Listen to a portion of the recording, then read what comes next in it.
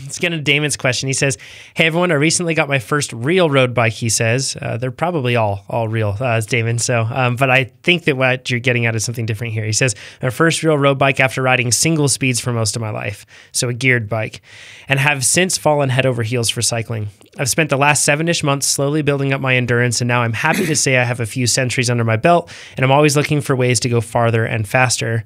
The one thing that holds me back is my finances. I come from a poor family, and while I have a job that allows me to live comfortably, I am no dentist. Poor dentist. So he says, actually not poor dentist. Forgive me. I don't know why I just said that. So he says, so as of now, I still have no trainer, power meter, bike computer, etc., as it will take me months to save up for these things. And right now, my first priority is getting a proper winter kit so I can simply continue to ride through the winter. So my question is, what are things I can do on the bike right now to actually give myself a sense of structure and improvement in my fitness without seeing my power or my heart rate? Really looking forward to signing up for TrainerRoad the minute I have the necessary tools to enable me to train effectively. So this is a great question because it's talking about basically how to train when you don't have the resources that we take for granted and we talk about all the time. And plenty of people are in this situation to deal with this. So like first things first, I just want to mention a couple things in terms of the product that you can use with this. Like if you don't have a power meter and you don't have a trainer, you can still use TrainerRoad now if you use outside workouts. Outside workouts, you can get them in power-based or RPE-based. I know RPE might be tough because you haven't like had the chance to train with power to calibrate it really well, but everybody can understand a 1 to 10 scale, right? Like we can figure what that is. And at the very least, this is going to be better than no structure at all. And I think it's something that we probably don't talk about enough. It's something that you can absolutely do. I just recorded a Successful Athletes podcast that's going to be published in the future. An athlete that had his really sweet bike and had the power meter, everything else. He crashed and broke his bike. When he got the replacement bike, he couldn't put his power meter on there because of those dreaded bottom bracket standards. But he still wanted to keep training. He was having training inside, outside. He was able to train with RPE-based outside workouts. So that's one feature that you can totally use. Now, Damon, I understand you're being fiscally responsible and trying to take this all in stride as well. So the subscription, I get it. It may not be what you want to do right now, but just the same. If you're in this situation and you're wondering, you don't necessarily need a power meter to be able to train with TrainerRoad. You can get all of your workouts and all of your training plan, even just with the RPE-based stuff. So hopefully that can make it more accessible. But Amber, what would you say on this one? Where should we start with ways that somebody can get faster and improve their fitness right now without those sort of measurement tools?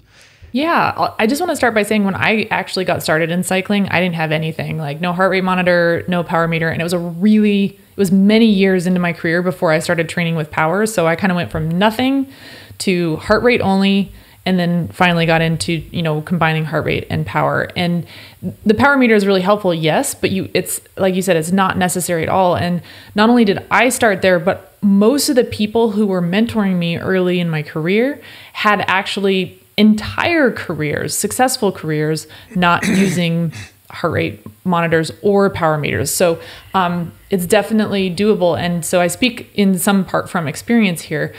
But I would just say you can create your own intervals based on terrain and RPE. So RPE being your rate of perceived exertion. So it's just like, how hard do you feel like you're going? Like Jonathan said, a 1 to 10 scale, are you at an effort level of an 8 out of 10, or is it like an total max 10 out of 10, you're about to fall off your bike when you finish the effort? You can create these for yourself using terrain. I like hill repeats are a really great example of this, finding a long climb versus finding a short climb. And the hardest thing I think with RPE pacing is learning how much you can get out of your body over a given distance. And this isn't just pertinent to training, but it's a really important thing to learn about yourself for racing and time trialing and everything else that you want to do with cycling. It's a really awesome skill. And to train this with RPE is a really powerful tool. And a couple of things that can help you learn how to get, the most out of your body over, let's say, getting the most out of yourself over a 4-minute climb is really different than getting the most out of yourself over a 20-minute climb. And it's really hard to drill in on that. But a couple things that help with this. One is to focus on finishing strong. So if you start the interval too hard, it's going to be really hard to sustain it. And with RPE, you're going to feel like you're at an 8 that whole time. Whereas if you had a power meter, you might notice that your power was dropping off. And so tuning into that is hard to do, but by focusing on finishing strong, and by that I kind of mean like a negative split. If you mentally break the interval itself up into 2 parts, kind of holding back just a little bit in the first part and then really unleashing in the second half, that can be a really helpful thing to do. And if you're doing hill repeats on terrain, you can also pick landmarks. So you know that the finish of the interval is at that telephone pole, but about halfway through the interval is the mailbox. So you might want to hold back just a little bit to the mailbox and then really unleash at the telephone pole. And if you're going to do that effort maybe 4 times, then, you know, you might have a watch or something. You can say like, can I get past the telephone pole in 3 minutes? Or is it going to take me exactly 3 minutes to get to the telephone pole? Or at the 3-minute mark, did I not quite make it to the telephone pole? That can help you get a sense of how evenly you're pacing your efforts over a set of different types of efforts.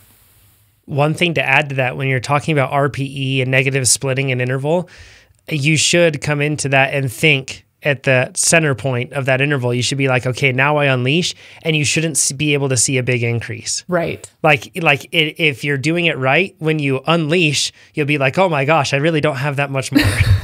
And that shows that you're doing it right? Yes. Like, so it's a key thing, that's sort of like effort. And that's a really fun thing to dial in. It really helps to have power, sure, but you can absolutely dial it in otherwise. But so it won't feel like you're suddenly like, you know, unleash everything and you're really going flying up the hill. You'll probably still be going the same speed if you've paced it right. So totally. Yeah. And hills are great for this.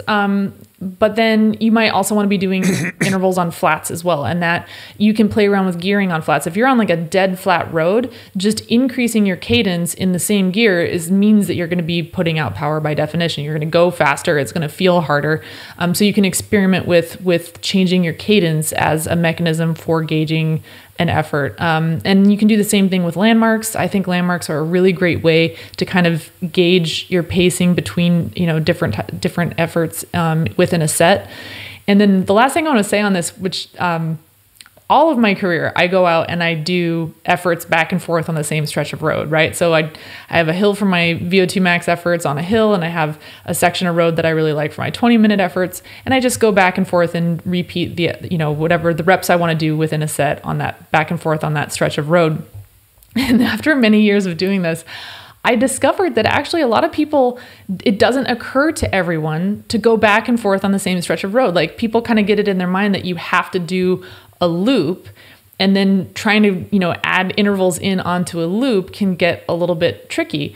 But I just want to put it out there. If it's not something that's occurred to you, it's totally fine. And it's actually not as boring as it sounds. It's kind of nice. And it does help you get a sense of how you're pacing each repeat within a set. Amber, I think you're the local legend on that stretch. Strava should look back. The Strava local. I want to see like what the count is, how many thousands of times you've gone on the same road, and people like who like have a house, they're just like, what is she doing? Yeah. I don't understand. Can I share something on this? So an Olympian actually has faced that exact same thing. I believe his name is Catriel Soto. He's from Argentina, from a small town, does not have training roads, never had them. And I could be getting this wrong, but I've heard this story that all he did was ride the same road because his town was one road. That was it. And all he did was ride that same road, just a different intensity, and that was it. Just in and out, in and out. And he was, you know, able to get to the point where he was. So as an inspiring point, you don't have to have, you know, a full Team Sky entourage at your disposal with science and everything else. You can still do quite a lot with not a lot. So I do that too. I ride the same road. It's called TrainerRoad. It's like pretty much all I do. Hey, that's actually where the name came from. It's a joke saying I'll tell a story. I think I've already told a story, but that's what it is. That's an Easter egg we can never reveal. We have to keep people going on that one. That is a dad joke. Sorry. That was good. So yeah, great points. Sorry, Amber, to interrupt there, but I think that your point is proven by an Olympian. So yeah, pretty cool. And by Amber. Pretty cool to hear. Heck yeah.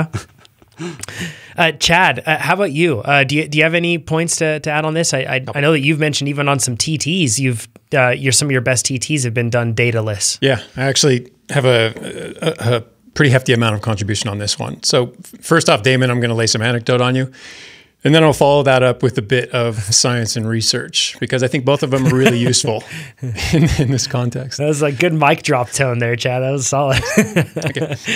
Okay, so much like Amber, and I can actually quantify this, for the first 15 years as a cyclist, I was dataless, because I know I started racing bikes and riding in 1990, got my first power meter in 2005. So I know when I started riding with power data. And when I say dataless, I don't mean I was completely without data. I did have a speedometer. I could see how fast I was going.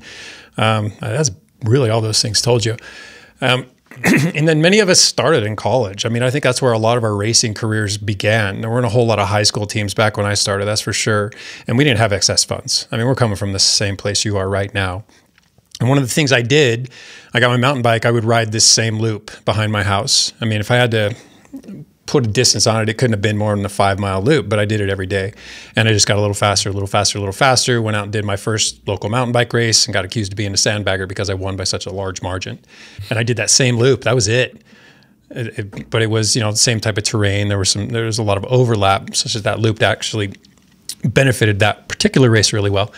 And then, as Jonathan mentioned, some of my best time trials were dataless. Even when I got to a point that I had a power meter and I could look at the data, I chose not to. Well, actually, I couldn't afford to put it on my my time trial bike, so I really didn't have it on there. But later I did, and I would typically tape over it, or I would put the headpiece in my back pocket, because I found I time trialed really well, simply paying attention to how I felt. And all this was done, all the time trials, a fair amount of successful ones, high placings, some wins, et cetera, was done on a cobbled together time trial bike. So again, coming from a low level of income background, still made it work. Still took the old bike, because I got a new bike at some point, slapped on some aero bars, put on a forward post. It wasn't a specific TT bike, but it became a dedicated one, and it worked quite well. And then many years later, I did a couple iterations of the race around Lake Tahoe. And this is a 72-mile loop around Lake Tahoe, and it's exactly what it sounds like. You race around the lake. Takes, if you're fast, 3 hours or less. And we had a kid along with us on one of those trips who had, I kid you not, it was an old bike, clearly. Had cables going everywhere, cable housings going everywhere, down tube shifters. He had baskets on his feet. He had regular clothes on, and he hung with us the entire race. Every time I thought we were going to shed this kid, he was there. I would look back, expecting the next rider to pull through, and who is it but this guy? So he hung in till the very final sprint. We out-sprinted him, but the fact is, he made it, and his equipment was not all that. So this whole idea of the clothes make the man, or in cycling, relative to cycling, that the equipment makes the rider, is total BS. It's not real.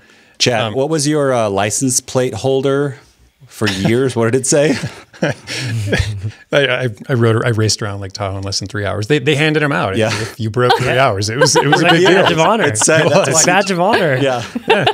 Yeah, it's like the Leadville buckle. At every stoplight, you don't have to wear. People knew that man. That's right. Around TrainerRoad Lake Tahoe less than 3 hours. I wasn't subtle about it. Okay. And then when it comes to we're still going to be a bit anecdotal here, but I still believe, and we've all backed this up, that RPE is in fact king. You have to be able to tie everything you do to how it feels, or you have to understand how everything feels, what it means in terms of all these other things. And then my second bit of advice, on top of acknowledging the RPE is in fact king, is to ride indoors eventually.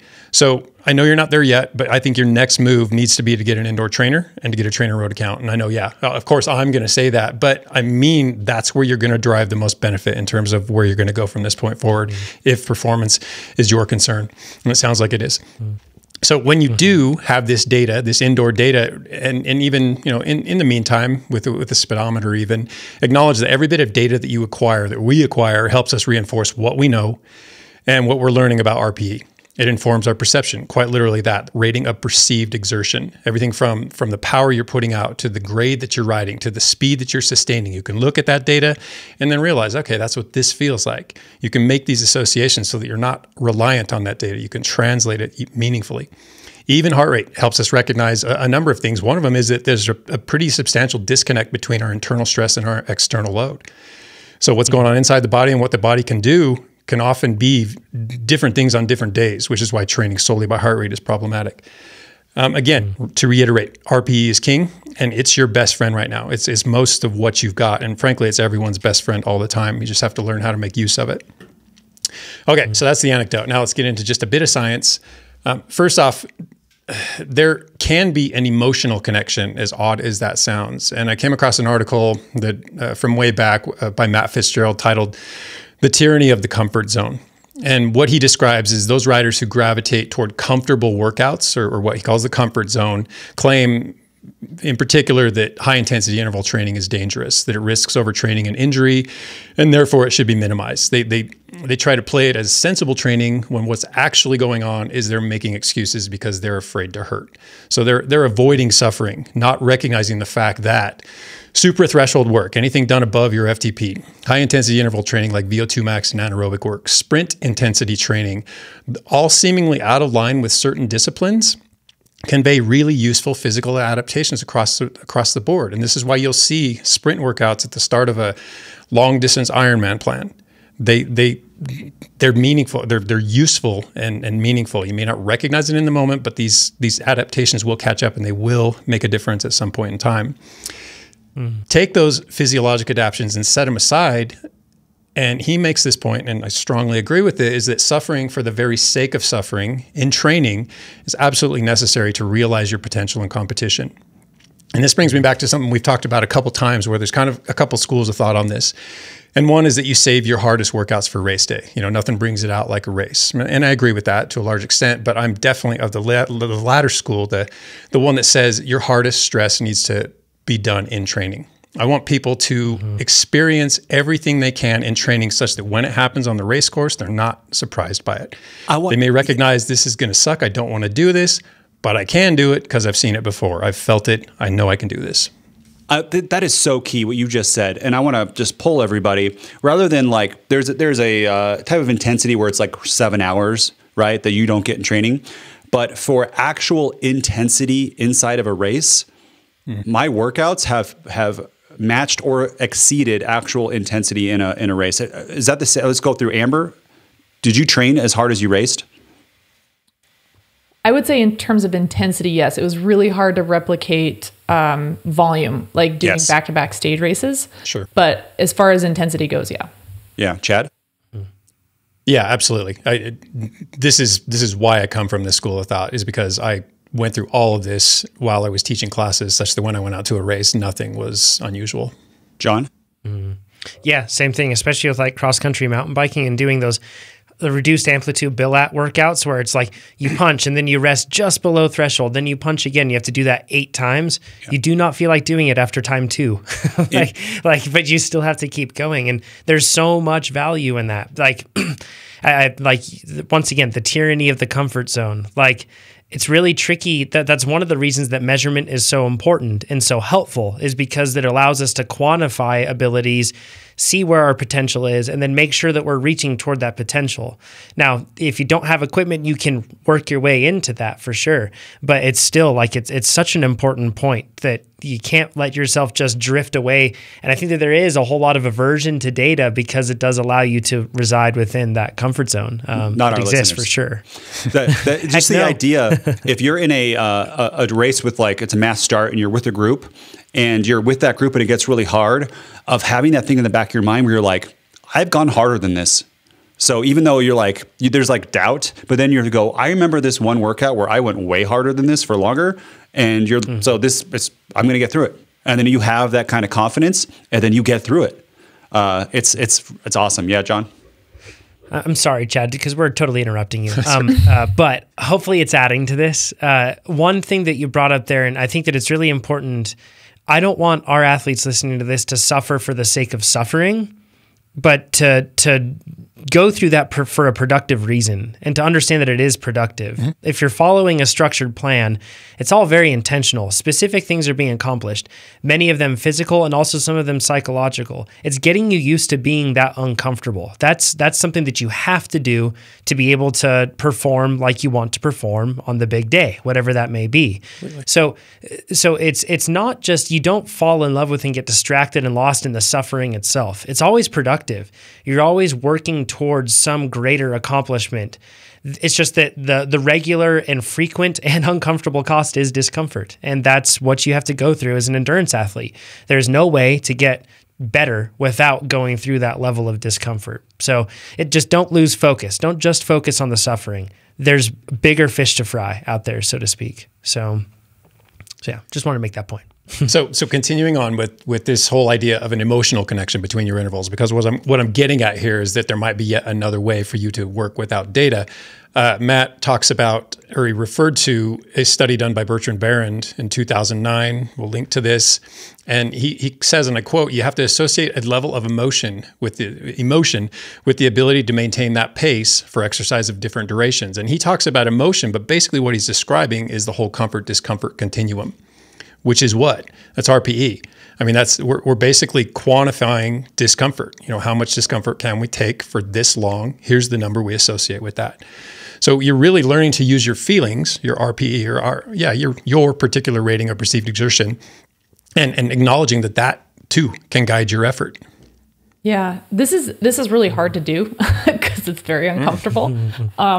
But it is something that you can get better at doing. This is a skill that you can train. This is not something where some people are just born being able to deal with a high level of tolerance for pain. Like, this is something that you really can train. And I want to just explore briefly, like, the other side of the emotional coin with this. A really interesting, I'm totally going to botch citing the source on this, but a very old study was looking at how different animals perceive pain. And they were kind of looking at like a phylogenetic range. So like, how do insects perceive pain versus fish versus dogs versus people? And the really interesting thing is that we all experience pain the same way in a physical sense. But humans in particular have a very emotional connection to the physical sensation of pain. So not only do you feel the physical pain, but then you have this layer of anxiety about what does the pain mean.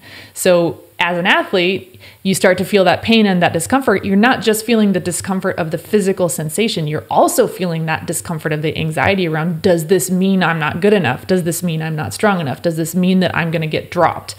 And that's very counterproductive. So one of the things you can do in your training is to start recognizing that. And if you can start associating different emotions with those physical sensations, that's like a superpower when you get in the race, because instead of having that sensation trigger anxiety for you, that sensation can trigger enthusiasm or excitement or, a hunger to tackle the challenge.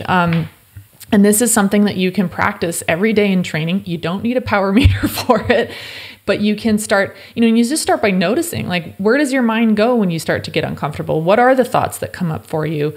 And then you start to go from there. And, as soon as you can start to observe those, then you can start to change them a little bit or nudge them in a different direction.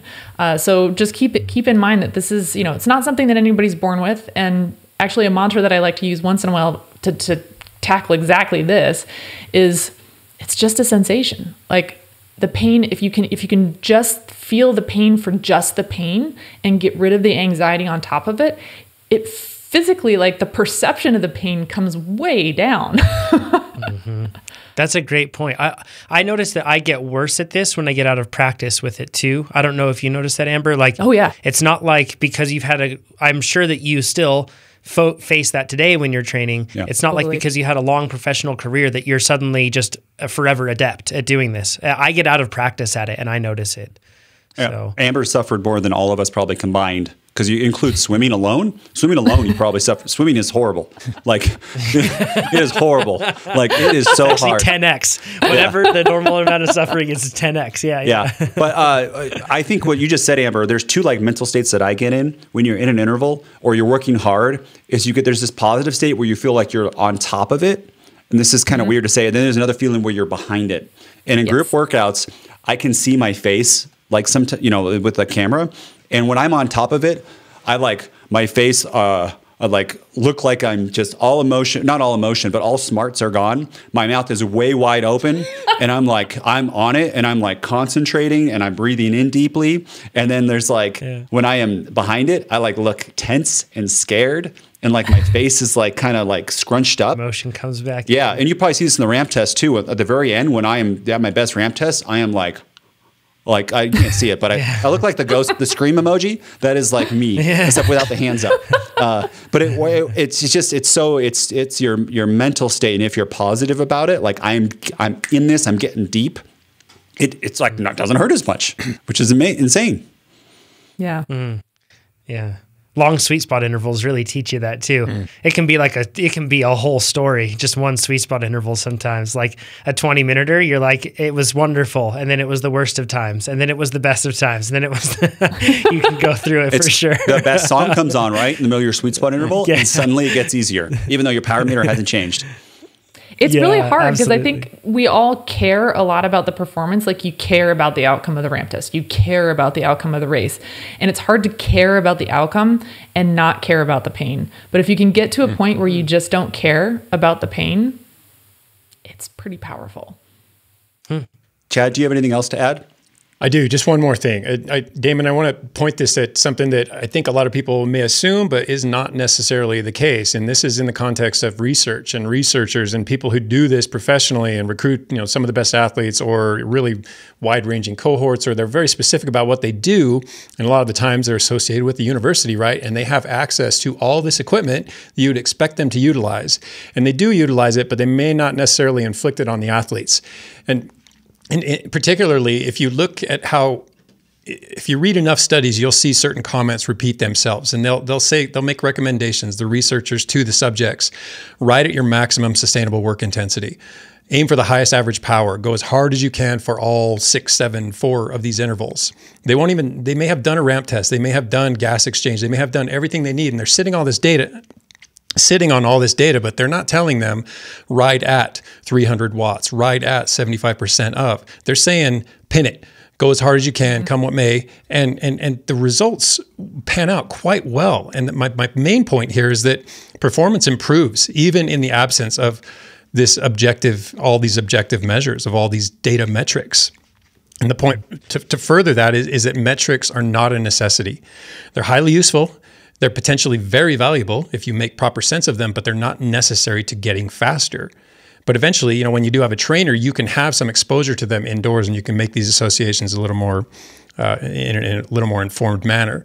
So, and one more point on this same topic that I'll try to fold in, though not very well, is that indoors or out, no one metric is going to be the be-all, end-all. They all work in partnership with one another. It's a legitimate symbiosis, and I know that's for whatever reason a bad word in business circles. It's not a bad word in physiology circle, because in this case, all of these metrics do in fact benefit one another.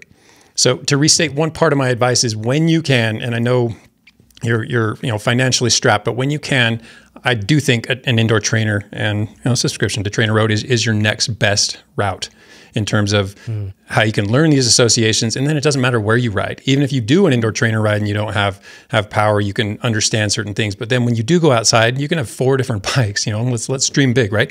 You can have a time trial bike, may not have a power meter on it. It doesn't matter, because you know what it feels like to ride at 98% of what you can sustain for your estimated FTP.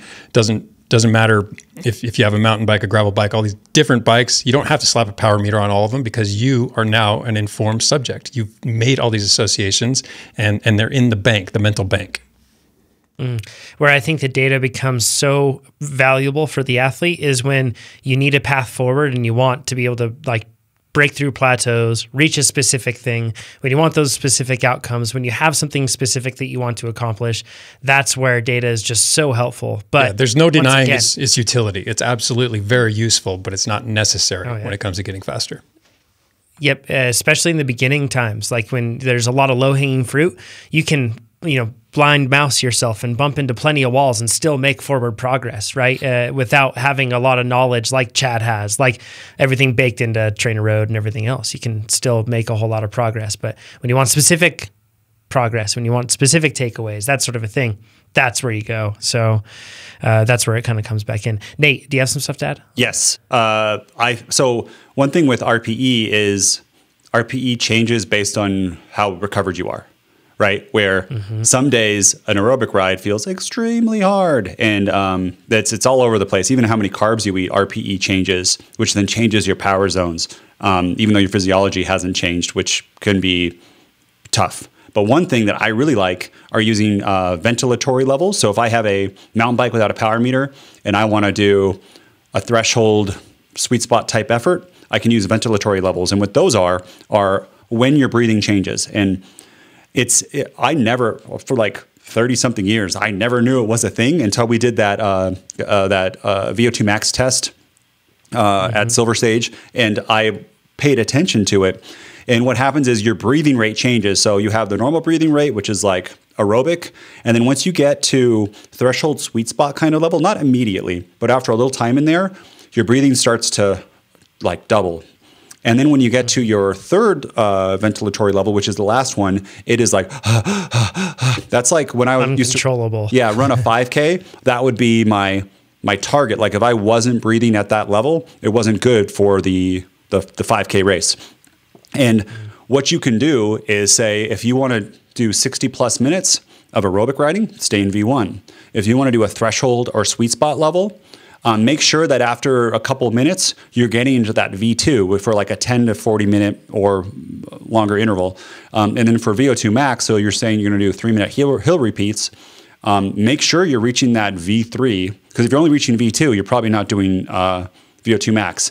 And I've seen this too where people think they're going deep. Like I love my wife, but she doesn't always hit V3. Treading on thin ice here, Nate. When she is in a 5K race, she is like runs by and she's like, "Hi guys, how are you doing?" And I'm like, "You're not breathing hard enough." But she's extremely fast, so she probably knows exactly what she's saying. She's not listening. It's okay. But just if you're not in V3, what I'm saying is there is a whole nother level for you to get to that you have not even experienced that you can unlock. And if you're in a sweet spot or threshold interval and you're at V2 and you're on TrainerRoad, you know in the back of your head, like, hey, I'm not even in V3 yet. Because as Chad said, you will eventually get there. If you hold that for long enough, you will get to V3. But if you're in threshold sweet spot and you haven't hit V2 left, guess what? You've got room. Like you're fine right now. This isn't as bad as you think. And then also the last thing I'll say is, Damon, that okay, this is I lost my place. A very dirty secret. I think we all know, but we don't want to admit. Okay. Fancy bikes don't make you that much faster at all. We love them, but for cost effective, this is coming from us, but we took a successful athlete podcast from beginner. They use TrainerRoad, how much they improved versus an aero bike. So what the webs, like a manufacturer would claim for an aero bike advantage over their other bike, which is probably generous. And aero bike cost per watt is 158 times more expensive. And for deep wheels, 78 times more expensive. If I swear to you, if I hid 200, 400 grams on Jonathan's mountain bike, he would probably not the next day be like, my bike just got heavier. He would have no clue. And John, you might not believe that. The only time that John's going to go inspect all his bikes now.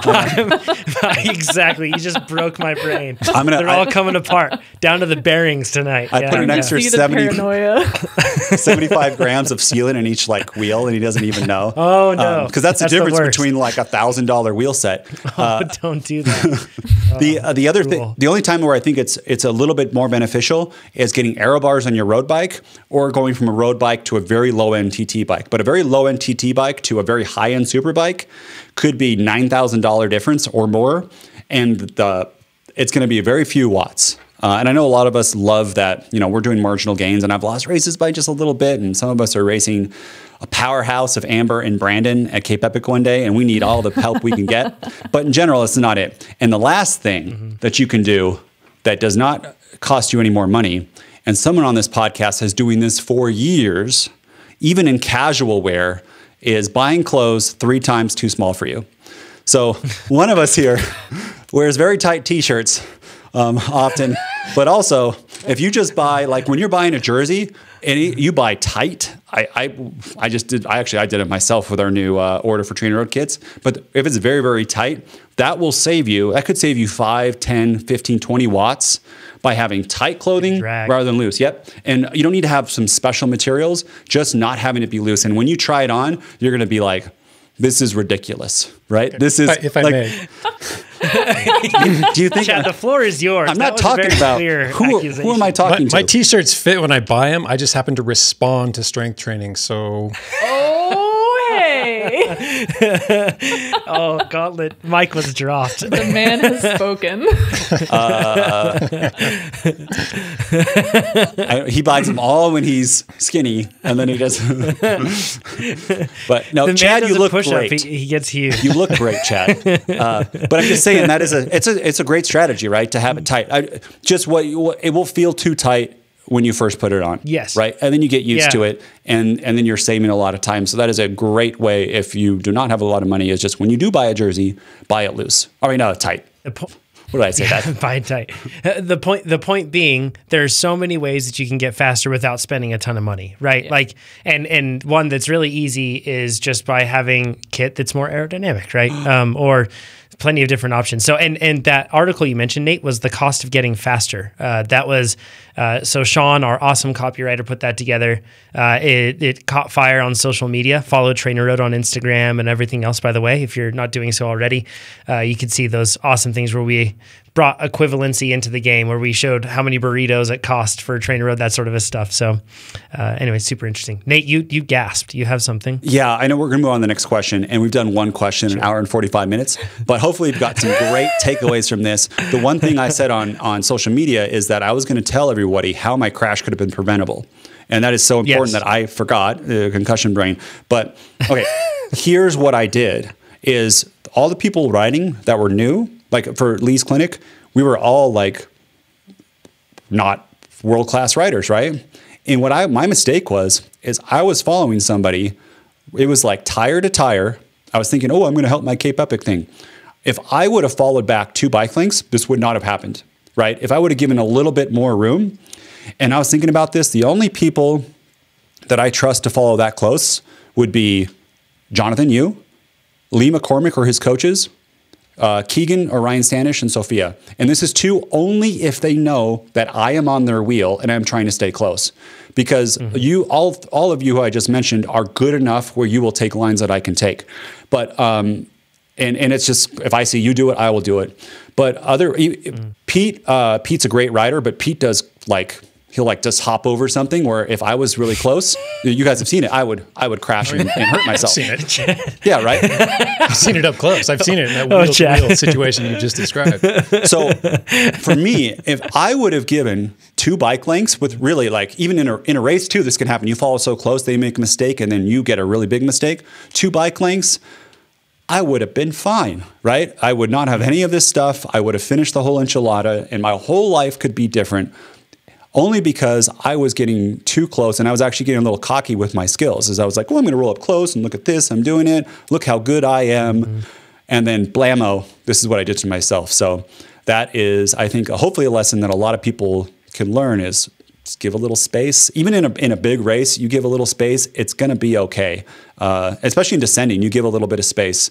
There's a whole nother level of the Johns and the Keegans where they are extremely good and there's tactics with being really close and stuff, but that is not me. And that is probably not the majority of our listeners that need to do that. Sure. That's a different level, right? Yeah. Absolutely.